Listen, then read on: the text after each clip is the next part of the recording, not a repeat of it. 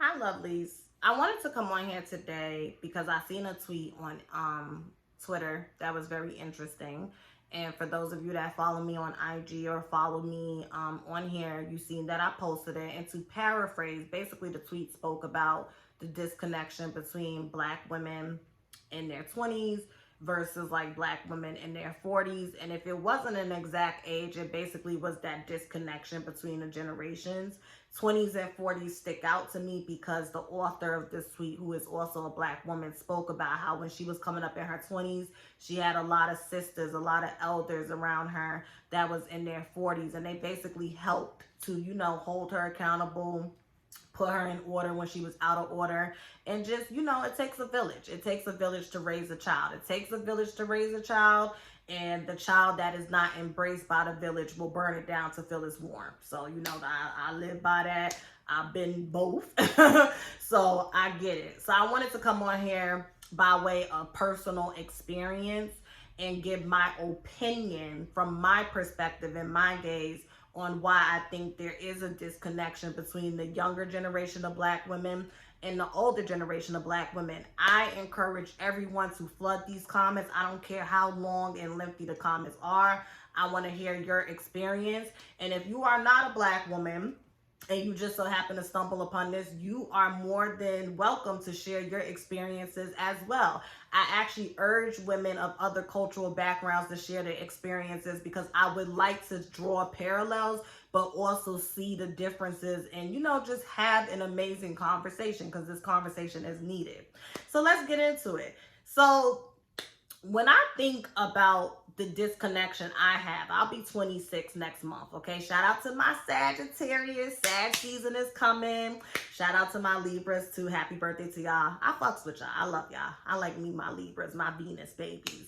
When I think about my earliest recollection of realizing a disconnect between the older black women, I think about the summer before I went away to college. I had got into a physical altercation with my cousin.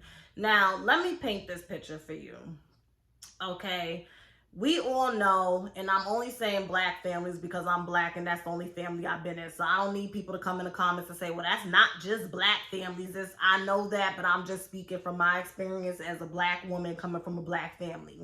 In black families, it tends to be, in my opinion, like this popularity contest, this mean girl energy where there's like a social hierarchy within the family. And I'm not talking about the patriarch, the matriarch, the oldest cousin, the youngest cousin, the oldest niece. I'm talking about, because black women, black people in general can be very elitist, right? And very materialistic. So typically, the person who is holding the bag, the person who perpetuates a narrative about their lifestyle that, their shit don't sting, they drive in the latest car, they throw in the flyest parties, they wearing the latest shit, that is the person who gets the most highest regard in the family. Because a lot of black people aspire to assimilate to whiteness as close as possible that they can get to it.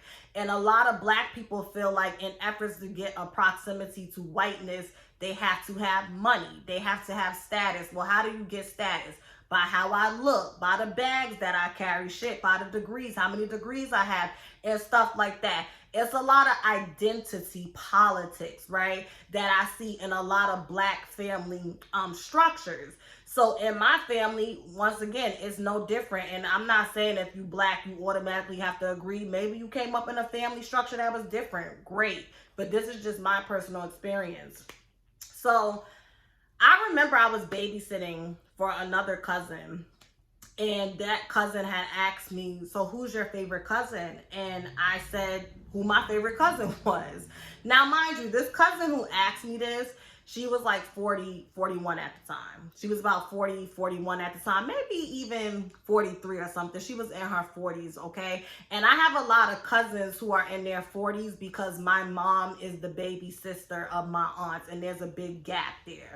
So a lot of my first cousins are around the age of my mom, or you know what age she would be if she was still living.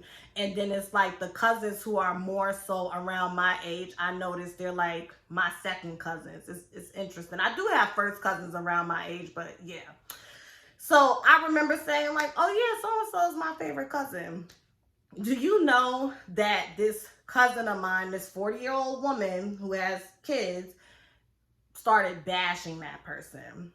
Oh, she's not who you think she is. Oh, you think because she has this and she drives that and she lives here and she dresses like this, she's so prim and proper. Why are you putting, because I said that that person inspired me, because they did. And oh, she inspires you, you should inspire yourself. Now I'm 17 at this time. I'm 17 and I'm really confused, because actually this story I'm telling you, this was my senior year. So this is before the summer. So I'm 17 at this time. And I'm just really taken back, because I'm thinking to myself, if you have so many negative things to say about this person, and this person leaves such a negative taste in your mouth, how come when I see y'all at family functions, or when they call you, or when you call them, none of this is translating? This, ladies and gentlemen, was my introductory into mean girl cattiness amongst grown women and phoniness. And me being 17, being naive, being green, I'm just like, I was just really, really, really, really confused, because it was the stuff that was coming out of this person's mouth was just, it just wasn't nice. Like, telling me how many terminated pregnancies this person had. This person used to rob and fuck drug dealers. It was just a lot. And it made me very uncomfortable, to the point where I went home to my mom and said, Mom, is so-and-so jealous of blah, blah, blah, blah, blah? And she's like, I don't know. Why do you say that? And then I go on to tell her, and my mom was like, oh, but you know, that's just how so-and-so is. She talks about everybody. Let's stop here. I feel like this is one of the main problems amongst Black women and Black families. Stop excusing problematic and toxic and dysfunctional behavior and writing it off as that's just how somebody is. Because what you are showing the younger generation is that I can go out into the world and be out of order and dishonor my sister, meaning another Black woman, talk down on her, minimize all of her accomplishments, hold her past transgressions against her, and I could just get away with it and not be held accountable because that's just how I am. Absolutely not. And this comes back to a video I did last week when I was talking about don't be the angry Black woman, when I was talking about doing my grad school series. Absolutely not.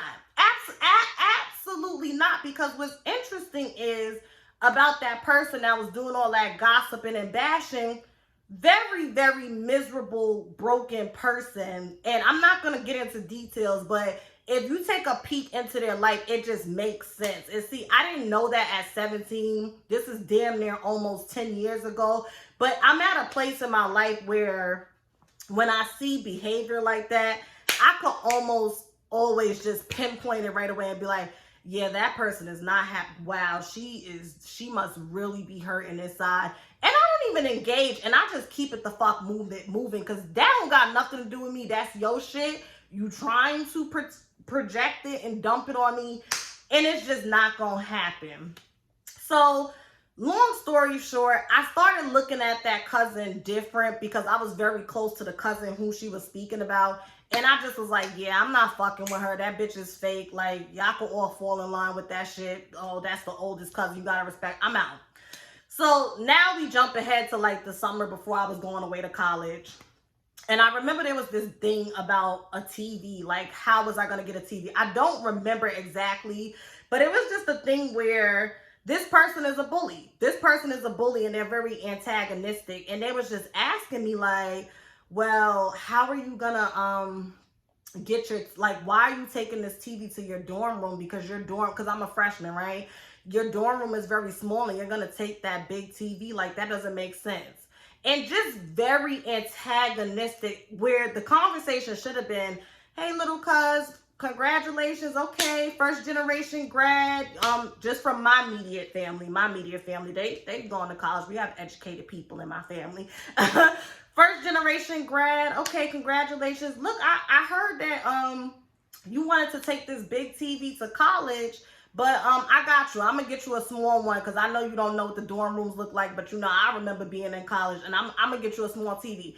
That's what she should have said. But it got so bad when I'm like, I don't know, because I kept saying, oh, I don't know. I knew what she was doing, so I was trying to curve the conversation. I'm 18 now. This is the summer before I'm going to college, and I'm like, I don't know. Yeah, like, you know, I'm going to work it out, whatever the case may be. And she kept pulling, like pushing. So I finally cursed her out and got up. 40-year-old woman coming behind an 18-year-old, comes behind me. I said, please get your hands on my face. No, bitch, I'm going to be all in your face. A 40-year-old woman, 40-something-year-old woman talking to an 18-year-old like that. Cousin, family, matriarch, elder, talking to me like that. You're mad because you want to antagonize me and bully me, and because I get up and walk away, you come walking behind me, putting your hands in my face. Boop! I mushed her. Back your ass up. And then she had the nerve to run around. That's my little cousin, and why are y'all okay with her mushing me in my face? Because people know that you ain't shit. People seen you antagonizing me. People seen you put your fingers in my face. They heard and seen me say, move your fingers. And when you didn't, I had to take matters into my own hand and back you up. That's what happened. So ever since then, I just don't do her. She can really get hit by a bus right now. Somebody could call me and say, yo, so-and-so got hit by a bus. And I'm going to be like, damn. All right, y'all, I got to go to class, whatever. Like, I don't care. She could die 10 times over, get run over by a truck a gazillion times over. I don't care. I'm not changing it. I stand 10 toes down on that shit. I don't wish it on her, but I'm just saying, she is such a cancerous and toxic individual, and it seeps into the family and the women in my family. She will never get anything from me while we occupy this physical realm. In this lifetime. Maybe in the next lifetime, in my Erykah Badu voice, we can try again. And hopefully, I don't know, maybe I don't know. But that was when I read that tweet and it talked about the disconnection. That's one of the reasons. You have older Black women in society and family hierarchies that like to bully. And what's interesting about that cousin that I'm speaking about, she was bullied growing up. She always felt like the black sheep next to her brother. Her brother was an exceller and a goody two-shoe, and she was what she was. She always had a complex about her looks because a lot of my cousins are very petite and small and whatnot. And she was very voluptuous. So she has a lot of deep-rooted insecurities, a lot of deep-rooted, feeling othered and just being left out. And because she never dealt with that as an adult, that hurt girl tends to seep out, and she tends to bully and throw her weight around with other people so she could feel some sense of relevance in this world. And a lot of people do that. And I empathize. I empathize with it because I think I know we all, including myself, project one way or another. I just have this rule, and I'm not saying that this is the gospel, but my unspoken rule is when you get to a certain age, the empathy and the grace and the it's okay, it dwindles, because now you're at a point where you are competent enough to go to school and get a degree. You are competent enough to have several kids. You are competent enough to get married, to run your house, to raise your kids. So why aren't you competent enough to say, you know what, maybe I should go and get some help, because the way I am showing up as a Black woman and treating younger Black women, it's becoming so detrimental that this is becoming bigger than me. This is becoming a generational thing. And that's the problem. What's interesting is when it came to the cousin who she was speaking about, which I never went back and said anything because I just feel like what's in the dark always comes to the light. Jump ahead a few more years, because this has been an ongoing thing.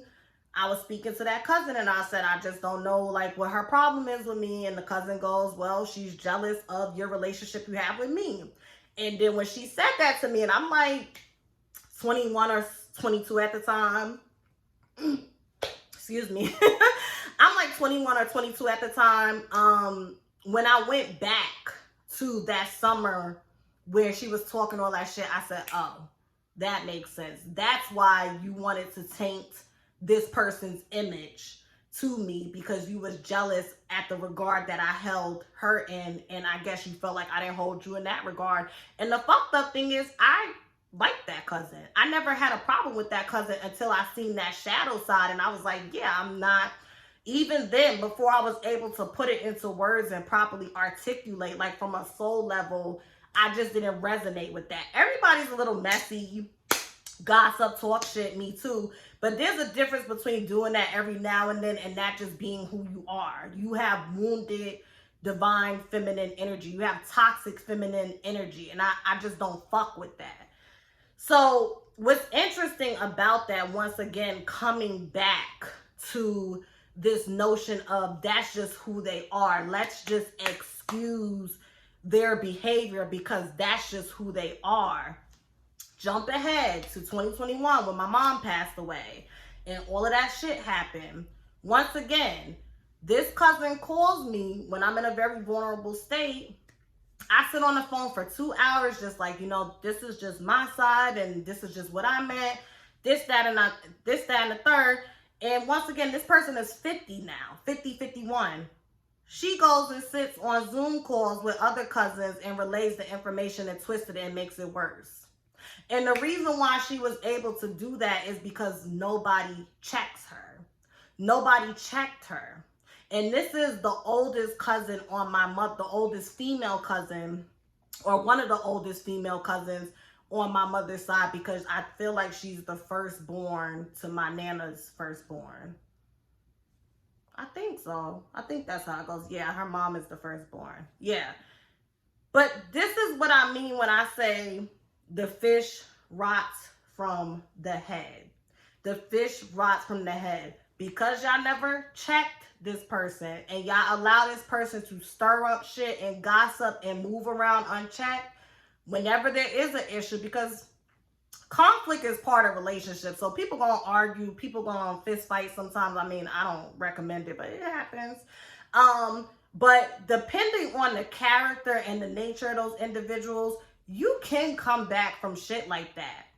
But when you have a cancerous person that everybody falls in line under, and they don't want peace, and they don't want positivity, and they don't want collectiveness and community, this is where the dysfunction in Black families fucking start.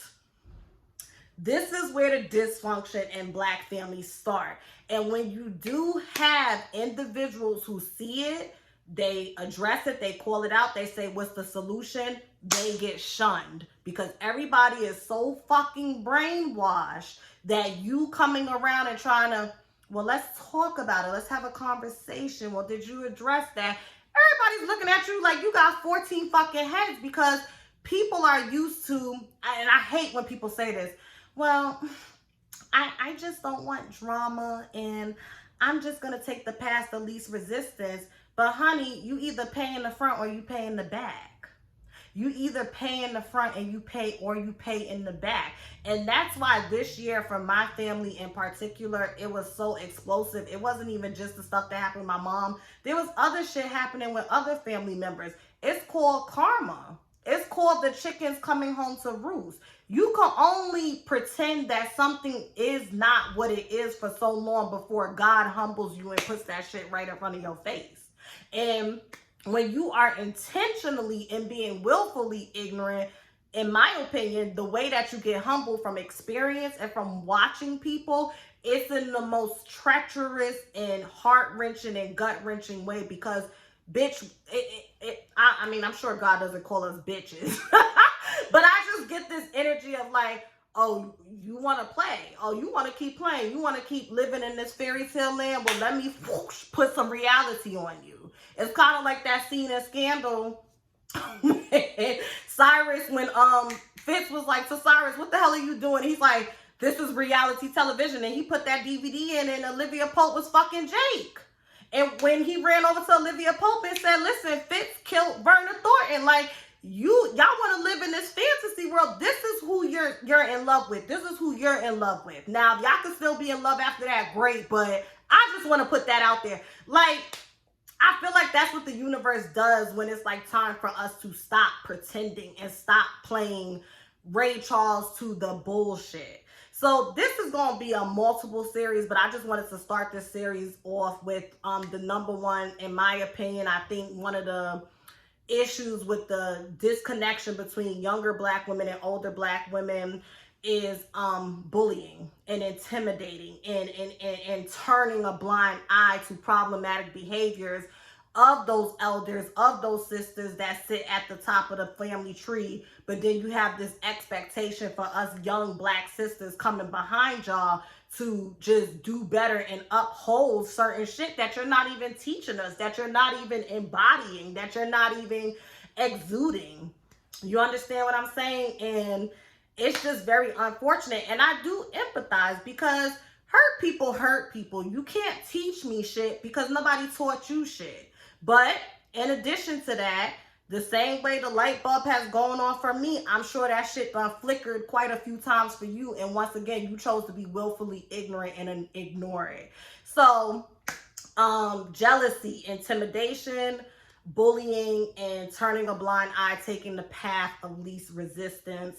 And like I say, once again, the child that is not embraced by the village will burn it down to feel its warmth. So choose wisely, honey, when y'all out here starting y'all families and whatnot, because it's very sad to see. It's very sad to see in the Black community. It's very sad to see how Black women and young Black girls and young Black women are treated, especially by their kin and by women above them.